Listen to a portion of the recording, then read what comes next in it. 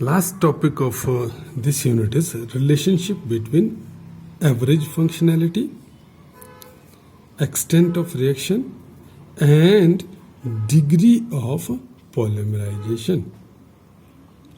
Functionality हमने last video में discuss की थी. Extent of reaction means reaction कितना हो चुका. Initial time t is equal to 0 से लेके time interval t is equal to t तक कितना रिएक्शन हो चुका. 10%, 20%, 50%, 80% जो भी हुआ that is called extent of reaction. और कितनी डिग्री ऑफ पॉलीमराइजेशन हुई, पॉलीमराइज कितने मोनोमर्स आपस में जुड़ के पॉलीमर बना गए. इस रिलेशनशिप को W.H. कैरोथर ने एक इक्वेशन ड्राइव की और उसको बोलते हैं कैरोथर इक्वेशन. क्या बोलते हैं इसको? Carothers equation for any bifunctional system. Bifunctional system means ऐसे मोनोमर्स जिसमें दो फंक्शनल ग्रुप हों. दो से ज़्यादा भी चल सकते हैं, दो से कम तो नहीं चलेंगे पॉलीमर बनने के लिए. चलो बाईफंक्शनल सिस्टम कंसिडर करते हैं.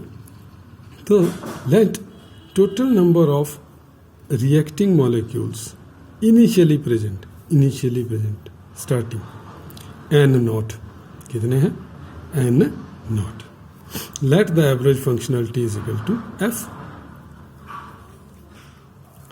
Number of molecules present at time t when extent of reaction is p. Extent of reaction क्या है? p. Let that be equal to n. कितने नंबर ऑफ मॉलिक्यूल है at time t? Reaction start हो चुका है, extent of reaction p है n. So number of molecule lost during polymerization हुई at time t, that will be initial minus at present. Initial is n naught. बाद में कितने बचे हैं? n naught minus n. अब for each lost molecule number of functional group lost is equal to 2. Bifunctional system लिया है हमने. So the total number of functional group present double the number of molecules lost, that is 2 into n naught minus n. Initial number of functional group, starting में functional group कितने थे? n not total number of molecule. Functionality अगर 2 है तो multiplied by 2. Average functionality f लिखी है हमने तो multiplied by f.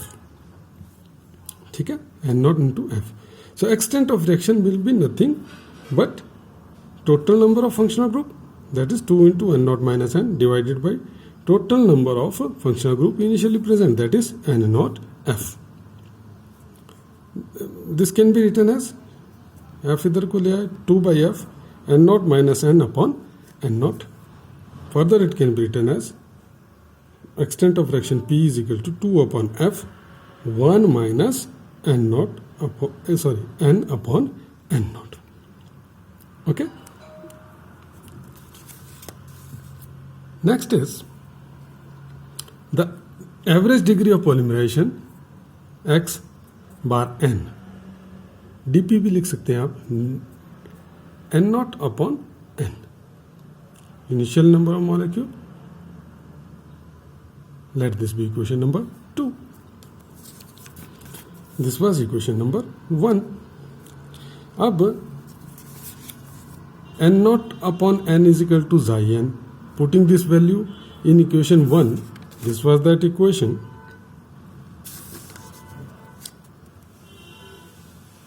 This equation will become this one. Extent of reaction is equal to 2 upon f into 1 minus 1 upon degree of polymerization, that is x bar n. Let this be equation number 3 and this equation is called Carothers equation. Now it is giving relation between extent of reaction P, average functionality F and what is this? Degree of polymerization. At gel point. What is gel point? Point of insoluble polymer formation. देखिए ये jail point क्या है. Initially जब आप reaction कराएंगे polymer का, monomer liquid form में होता है.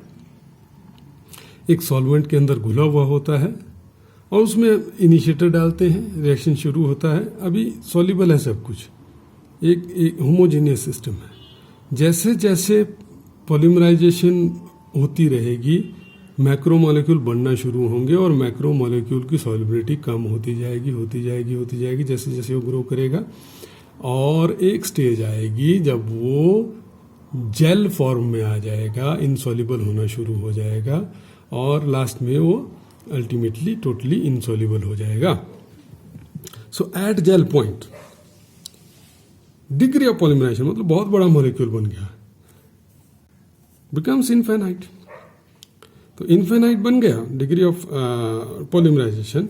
सो this second term 1 minus x upon n, it can be neglected. Then this equation becomes P is equal to 2 upon F.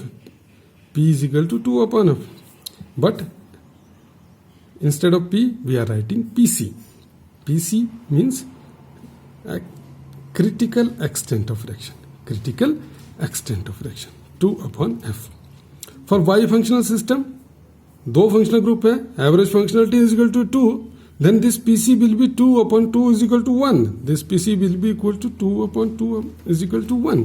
For bifunctional system, it is always equal to 1.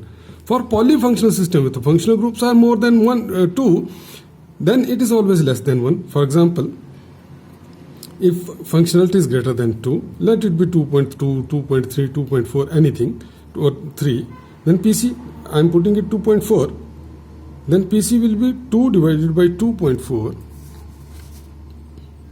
and that is 0.83, means that will be less than 1.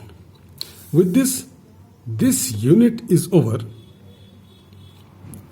and it is your assignment to make proper notes of all the topics mentioned in your syllabus, as well as do all the question answers. Thank you.